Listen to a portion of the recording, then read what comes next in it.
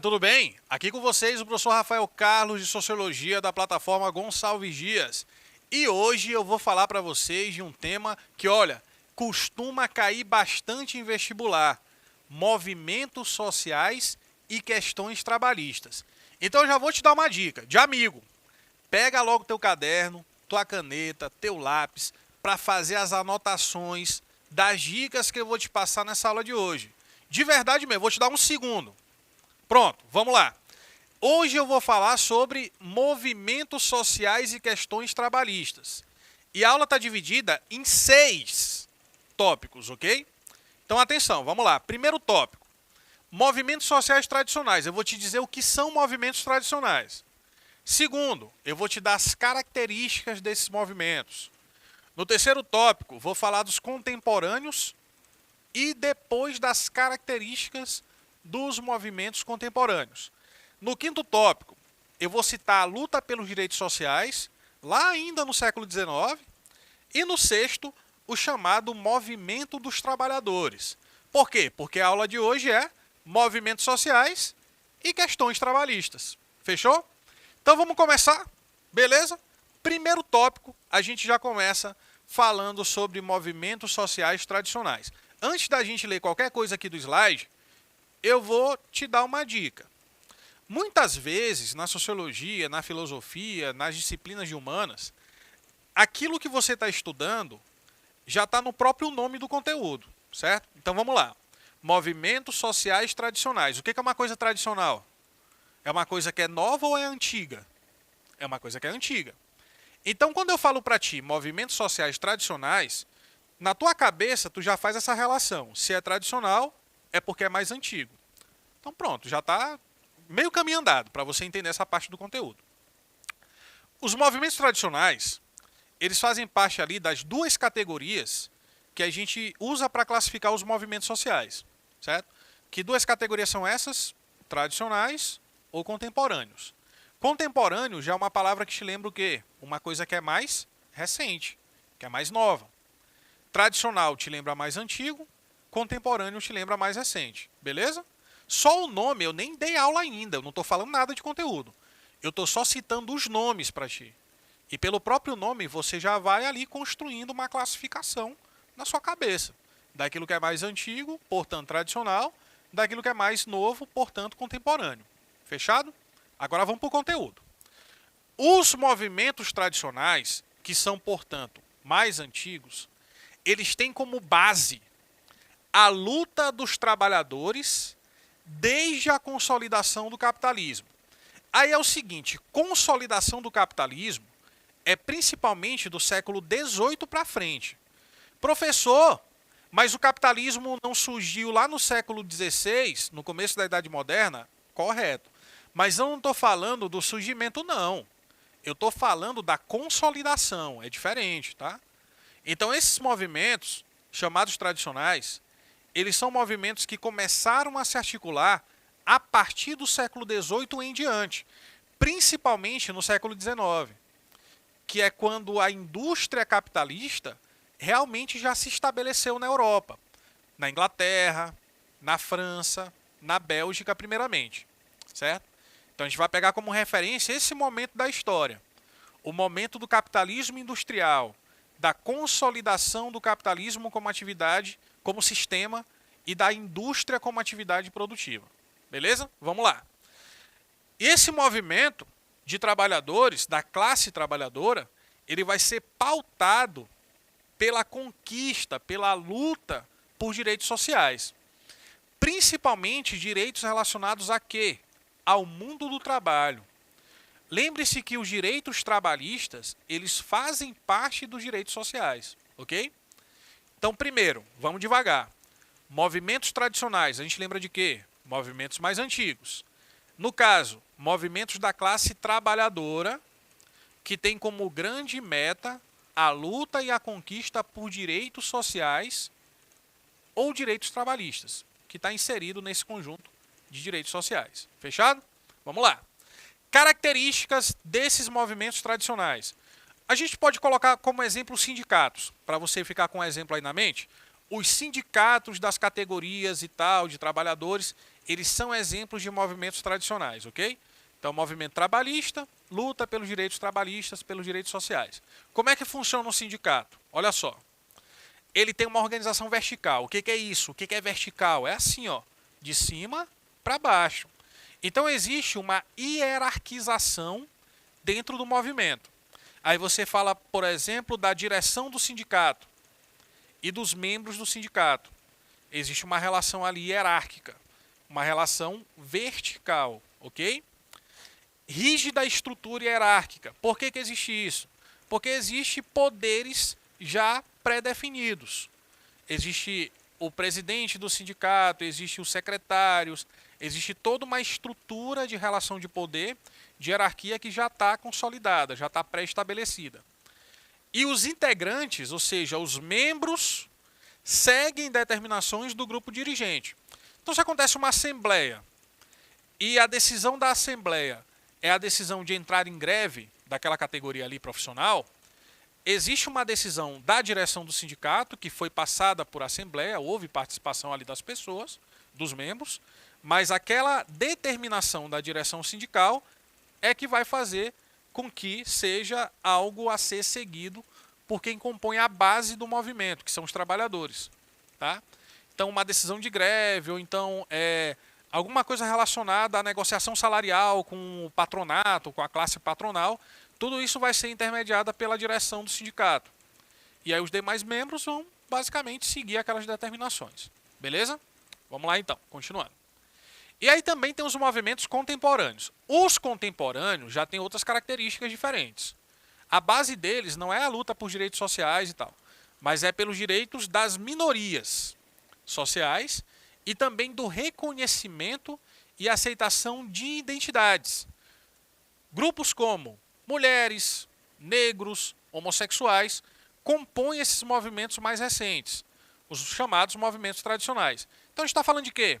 Falando do movimento indigenista, do movimento negro, do movimento feminista, do movimento LGBT, entendeu? Então são esses movimentos os considerados mais contemporâneos. Os chamados novos movimentos sociais redirecionam o centro das demandas da economia, direito trabalhista, para a cultura, reconhecimento de identidades étnicas, culturais, de gênero e daí por diante. Então existe essa diferença entre os movimentos mais tradicionais e os contemporâneos. Na aula de hoje, qual vai ser o nosso foco? Os tradicionais. Porque a aula de hoje se chama o seguinte: movimentos sociais e questões trabalhistas. Quais são os movimentos que estão mais ligados a isso, a questões trabalhistas? Os mais antigos, os chamados movimentos o quê? Tradicionais. Fechou?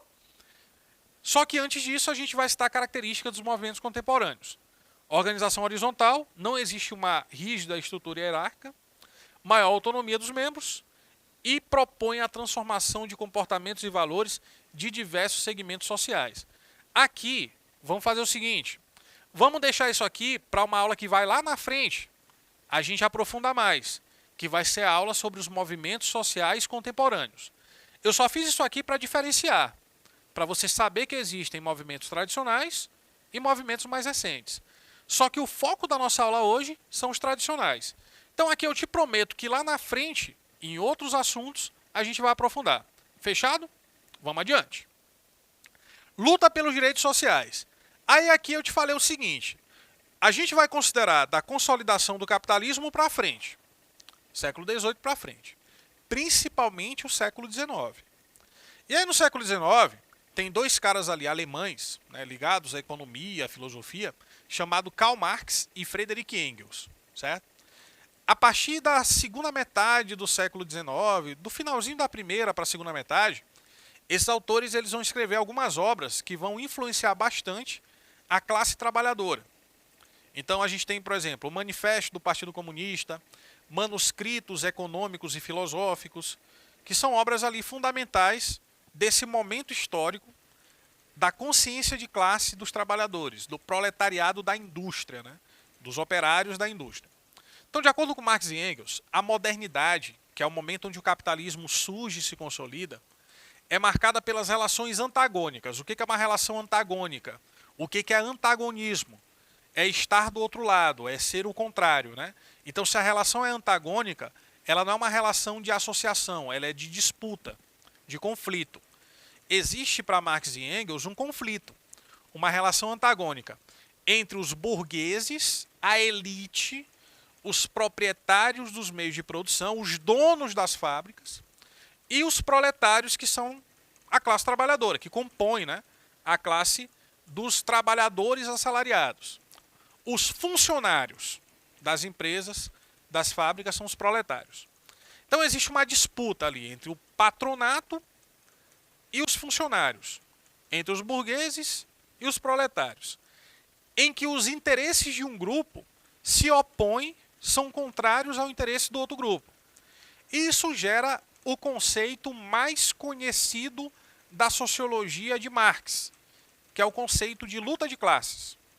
Dessa disputa ideológica e de interesses que existe entre quem comanda as fábricas e quem trabalha nas fábricas, entre a burguesia proprietária dos meios de produção e o proletariado, que é a força de produção, a força de trabalho. As relações sociais que emergiram, que surgiram desse antagonismo, dessa experiência comum, sobretudo da classe trabalhadora, a vida nas fábricas, nos bairros operários, sem tanta infraestrutura naquela época, né? O processo de exploração nas relações de trabalho, etc., ajudaram esses trabalhadores no século XIX a desenvolver um sentimento de pertencimento a um grupo, a uma identidade, digamos assim, que é exatamente ao grupo dos proletários.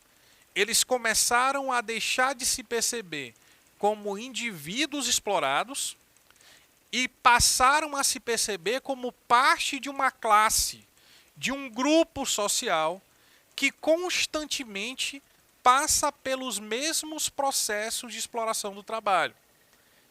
Então, de acordo com Marx, aí surgiu a consciência de classe dos trabalhadores. A consciência de pertencer a um grupo, a uma classe social que é a classe dominada. É a partir desse momento muito simbólico na história do capitalismo que os trabalhadores começam a se articular coletivamente para lutar contra a exploração nas fábricas. E aí surge o quê? Os primeiros sindicatos, as associações trabalhistas, futuramente até os primeiros partidos políticos compostos a partir dessa causa que é a causa operária, a causa da classe proletária, certo?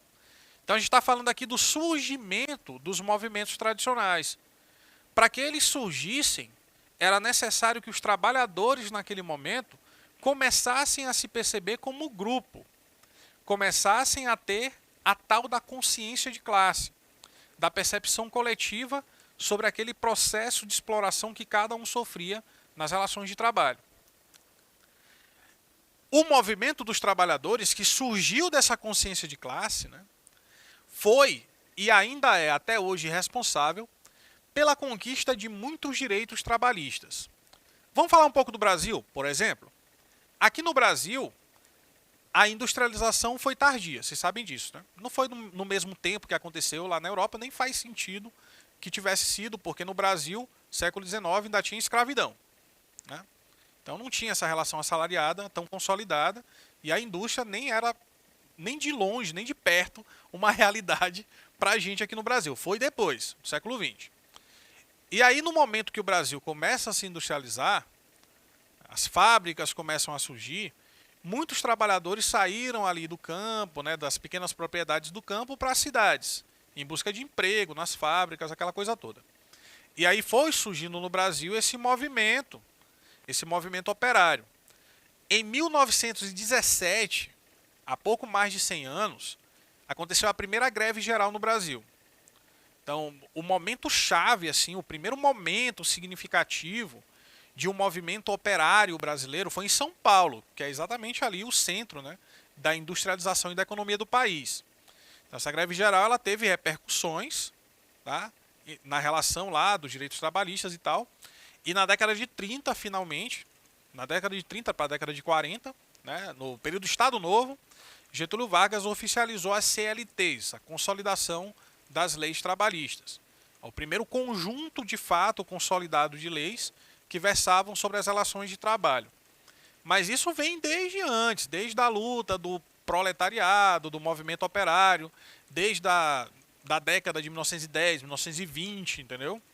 E isso, com o passar do tempo, foi se maturando, foi se consolidando, até chegar finalmente nos direitos trabalhistas, certo? Então, grande parte desses direitos que existem hoje, que existiam desde o passado, eles são fruto desse movimento dos trabalhadores. E até hoje também os sindicatos, as associações trabalhistas, os movimentos ligados à causa operária, eles desempenham um importante papel nas disputas políticas e também nas ações do Estado. Ao longo do tempo, as pessoas que foram se aglutinando nos partidos políticos que já defendiam uma causa mais voltada aos trabalhadores, elas foram ocupando determinados espaços. Os movimentos sociais também, ao longo do tempo, eles vão crescendo em influência. Sobretudo a partir do momento que a democracia se consolida. O ambiente democrático, o ambiente politicamente democrático, é aquele que é mais favorável aos movimentos sociais. Ou seja, é aquele que mais possibilita que as pessoas se organizem em grupos de ação coletiva, que manifestem as suas insatisfações com determinados aspectos ali da vida social, certo? E aí também a redemocratização do país, ela foi muito marcante, né, durante esse período, a atuação dos movimentos sociais, sobretudo os movimentos trabalhistas também.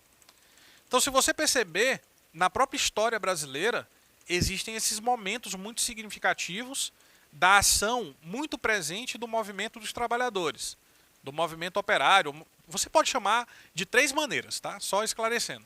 Você pode chamar de movimento dos trabalhadores, movimento trabalhista ou movimento operário. É a mesma coisa, beleza? Então, em muitos momentos significativos da história do Brasil, a gente pôde perceber a influência, a importância desses movimentos, tanto no sentido da conquista, da luta por direitos trabalhistas, por direitos sociais, quanto também na política mais propriamente relacionada ao exercício do poder, no campo político, né? Então, tanto no campo dos direitos quanto no campo político, você percebe, em muitos momentos significativos, a atuação dos movimentos operários no Brasil. Mas não somente no Brasil, no mundo todo, na verdade, esses movimentos ainda são muito influentes. Mesmo sendo movimentos que são tradicionais. É isso que eu quero que tu tenha em mente. Dizer que o movimento é tradicional não quer dizer que ele ficou no passado, quer dizer que ele é antigo. Mas ele ainda existe e ainda é influente, ok? Olha só, os movimentos tradicionais ligados ao mundo do trabalho podem ser identificados por suas demandas. O que é uma demanda? É aquilo que o movimento está lutando para conquistar, está lutando para conseguir, ok? Quais são as demandas mais características, mais comuns, mais presentes nos movimentos tradicionais, ou seja, nos movimentos de trabalhadores, nos movimentos operários? Primeiro, busca por melhores salários. Isso aqui é, né, é a característica mais marcante, na verdade. Sempre os movimentos operários, sindicatos, etc. e tal, eles estão ali lutando também por uma melhoria salarial. Aí independe de qual é a categoria profissional. Se é médico, se é bancário, se é professor, se é rodoviário. Então sempre existe esse movimento do sindicato para representar a sua categoria e para buscar também uma melhor remuneração salarial. É um dos exemplos, né? Um dos fatores que melhor explicam a atuação dos movimentos. Segundo fator, condições dignas de trabalho. Aumento salarial primeiro, condições dignas de trabalho segundo. Também é uma luta muito justa para que as pessoas possam trabalhar num ambiente que não seja insalubre e em condições dignas para desempenhar as suas funções, as suas tarefas. Terceiro, redução da jornada de trabalho. A gente está falando aqui do século XIX, na aula, né? No século XIX ainda não tinha a lei trabalhista consolidada. Só no final do século, a Inglaterra começou a ter algumas leis.